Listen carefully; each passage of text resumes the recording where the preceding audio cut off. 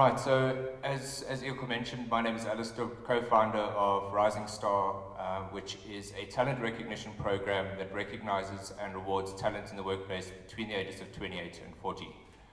Now, when we came up with this concept 5 years ago, there was no national platform that really provided a level playing field for peers to compete against peers. There was a lot of BEE awards, and there was a lot of women awards, and we felt that the landscape is shifting, and women want to compete against men. People don't want to be credited because of their skin color or race, and so we created a platform that allows individuals to compete and benchmark themselves on a national level without these extra kudo points, if we can call them that. So just to give you a little bit of background as to where our, as Ilko mentioned, partnerships started with Standard Bank. We came up with the concept. At that stage, Shirley Zinn was head of HR at Standard Bank, and we went to her with a piece of paper saying, this is the idea we have. And Standard Bank kind of fell in love with it from the beginning. They started off as a category sponsor, and over the years have upgraded to becoming headline sponsors of the awards. I'll go a little bit more into the awards as we go through the day, but I would just like to hear from Tamsin why Standard Bank still find investment value in a program such as Rising Star. Thank you, good day all, and thank you, Alistair.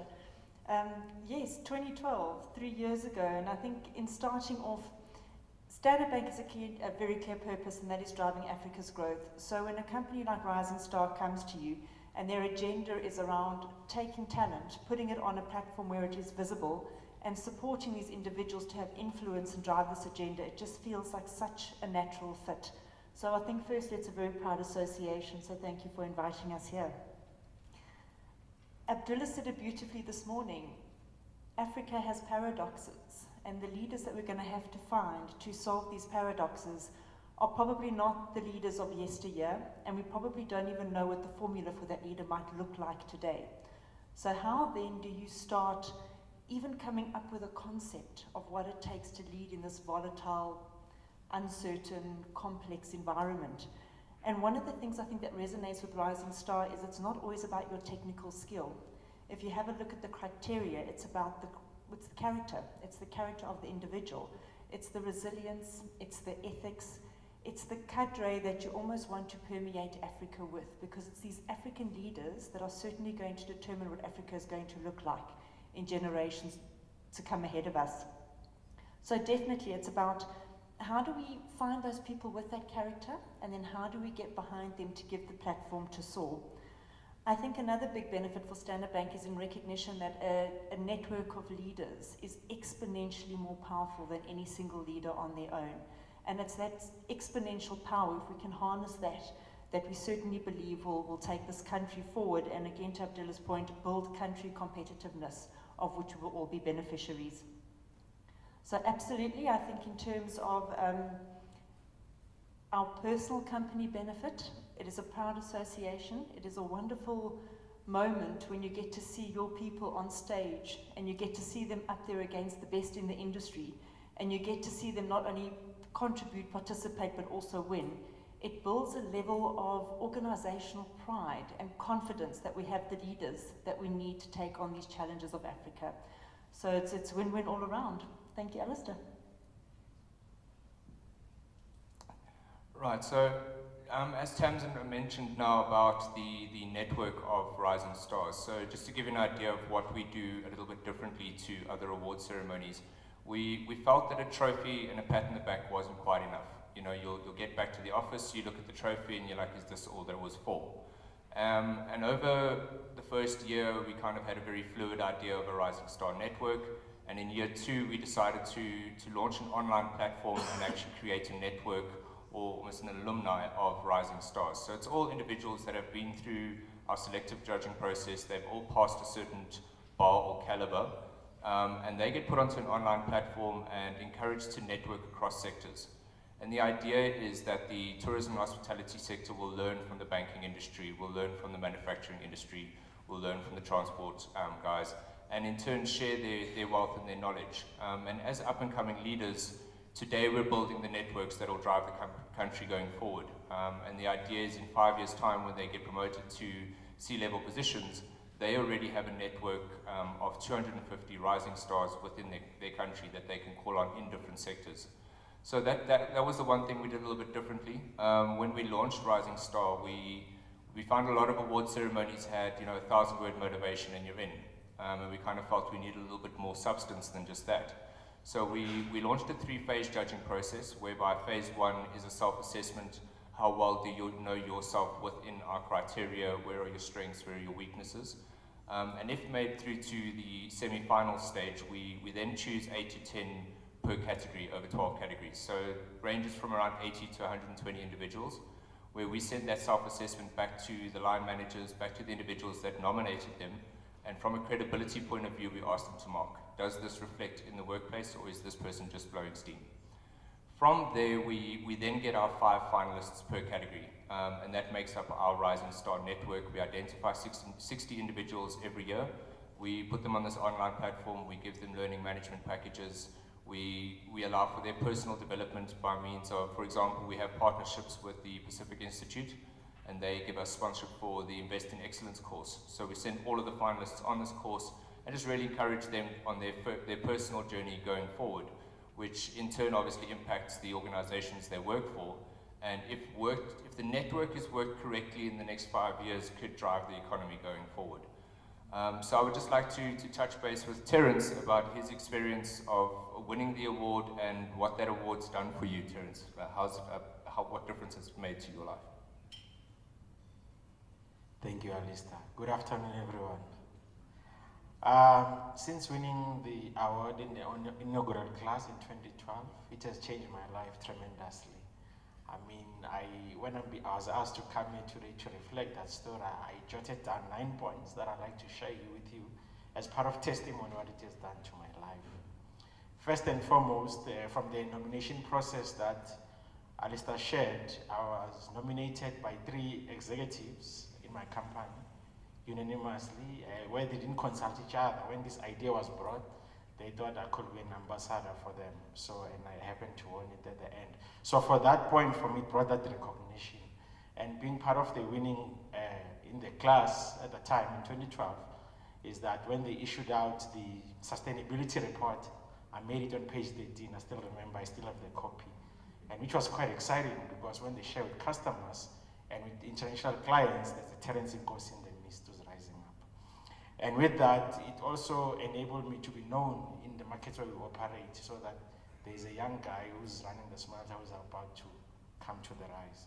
The second one, it built confidence in what I do, because sometimes part of the nomination criteria, we tend to believe, my background is an engineer, I believe in technical proficiency. As Tasmin has shared, some of the questions when we were asked is that it touches on the character space. I didn't share a lot with my managers at the time of what I was doing after hours, besides the 8 hours that I work. But I found that some of those judging criteria enabled me to win that. And for me, behaving them as what you call a factor, it showed that we should be a rounded person as a rising star. It propelled me to keep on doing those things further.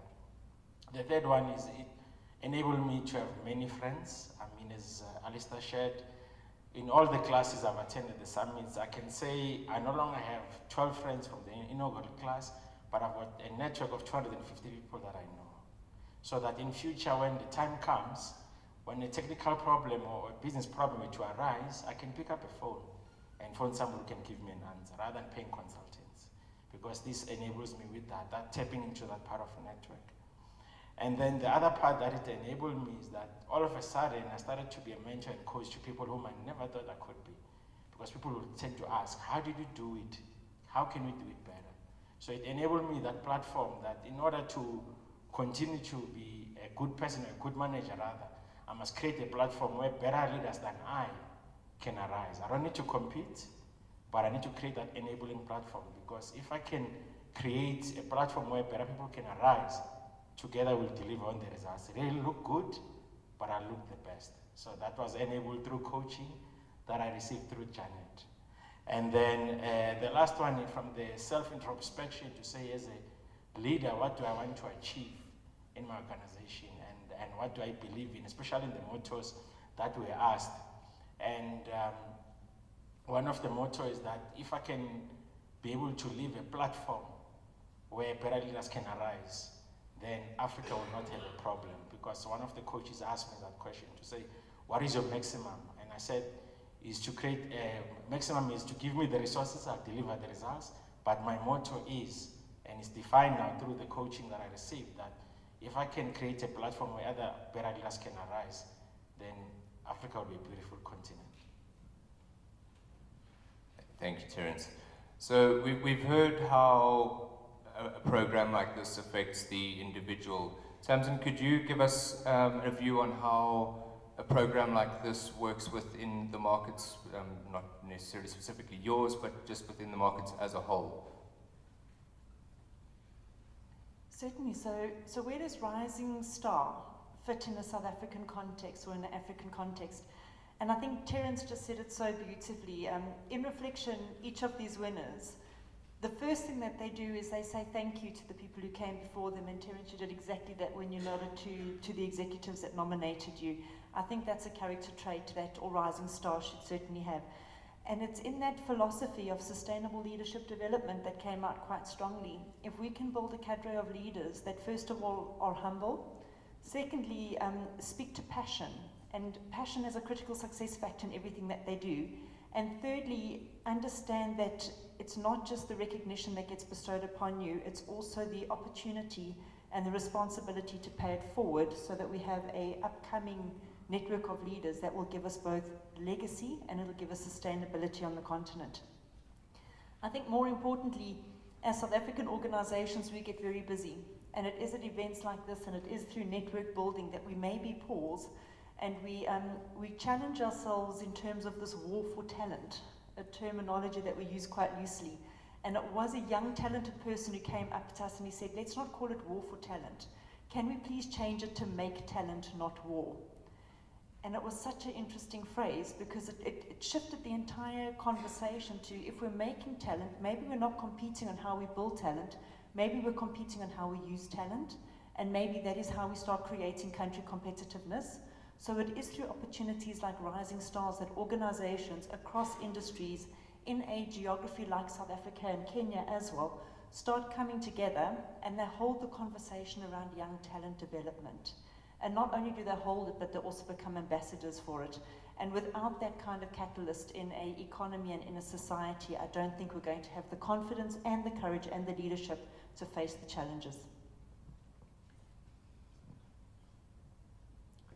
Right, so just from our side to touch on what we do from that finalist phase, as much as we recognize these 5 individuals and we put them on as Rising Stars, we obviously need to choose who is the best in the country.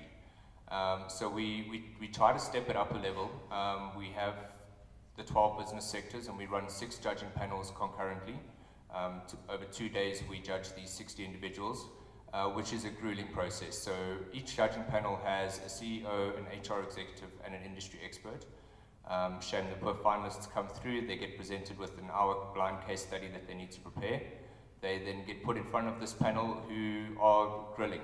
They grill them on the criteria, they take 50 minutes and literally dig at all the weaknesses they can find, they build them up towards the end, and then ask them to present that blind case study back. From there, we choose our 12 Rising Stars, which get presented at a gala dinner in July. A great way for organizations, if they do have a finalist, to come through and actually show their commitment to the success of their candidates. So that's what we do as the Rising Star Awards side of things. A lot of our focus over the last 4 years has gone into the Rising Star Network. Something we believe in BlackBark is if I've recognized talent, there's a responsibility to that talent.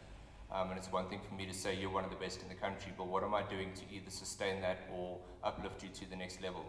And so we work very closely with this network by offering networking events where we'll get, let's say, a CEO to come through and speak and inspire these young individuals, and at the same time for them to come through and network across sectors.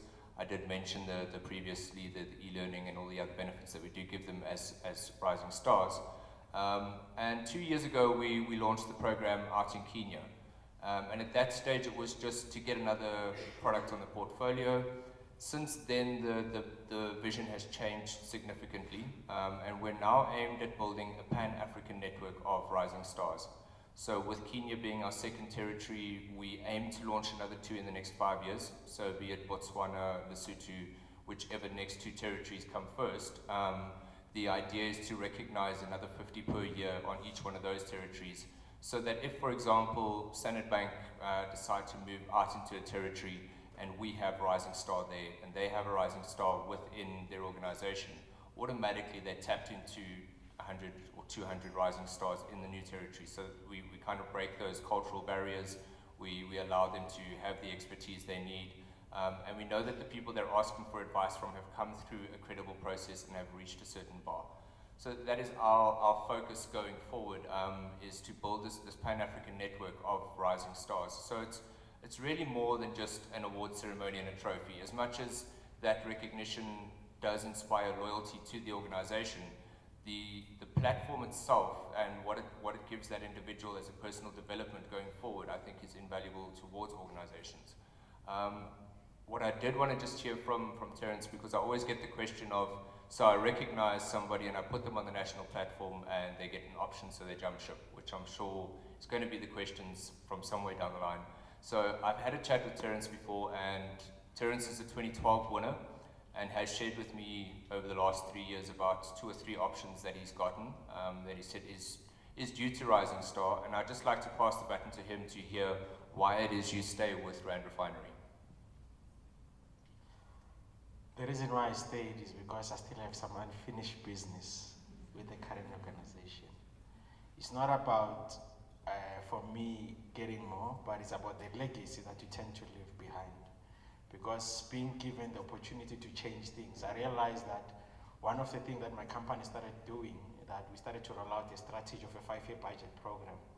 And one of the changes after winning the award, we started to speak to our national agenda, because I ran a production section where there were no females.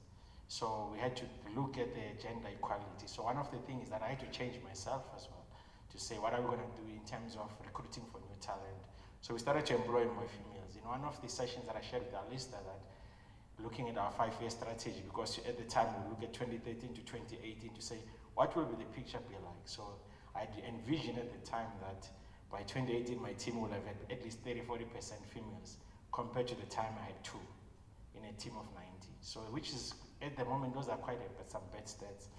But throughout the times that I was enabled and empowered through our processes, that at least from 2013, I'm proud to say that at least 20% of our staff now is females, and we're going to try and make sure that we address that. And also, we are trying to encourage for diversity as well, that we try and get more. So because of that, and I can see tangible results coming through, and I'm part of a company that is busy improving on the global footprint, then no amount of money can snatch me from that. At least I'm contributing. Thank you, Terence. I see that we're almost up on the time, but what I would like to hear from you, Tamsin, is the sort of response that you get from rising stars that have been recognized through the process within the organization, and what are the further benefits you see outside of just the branding and the sponsorship for being associated with Rising Star? Thank you. I think I'm going to steal Abdullah's words again and take us back to that concept of conscious capitalism. It's absolutely paramount in every organization's agenda to make sure that the economy of which they are part and the societies of which they serve continue to grow, and we certainly commit quite deeply to that. So it's an amazing opportunity to be able to put practical, tangible evidence in front of that rhetoric. So when you go back into your organization and you tell them that people matter, that people development matters, that networking and building communities matter, it's wonderful to have an association like Rising Star where the evidence is there and it's not just talk, it's followed through. It also helps all of our Rising Stars get a stronger voice. And we do see that when they come back to the organization, there's a boost of confidence, and there's also an agenda, a conversation that is brought into the organization around young talent. And how do we open up doors for young talent? How, when we do unearth them, do we follow up with the support that they need? And because of that voice, that conversation gets into forums where the decision makers are, and you see real momentum starting to take place. I think on a personal level, they'll tell you it certainly helps with career progression, and we know that career progression is one of the things that help with retention of our staff.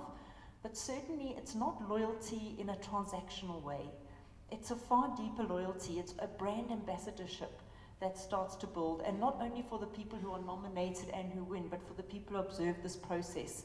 These people become role models, they become mentors to others, and you see that in stages that you wouldn't normally expect.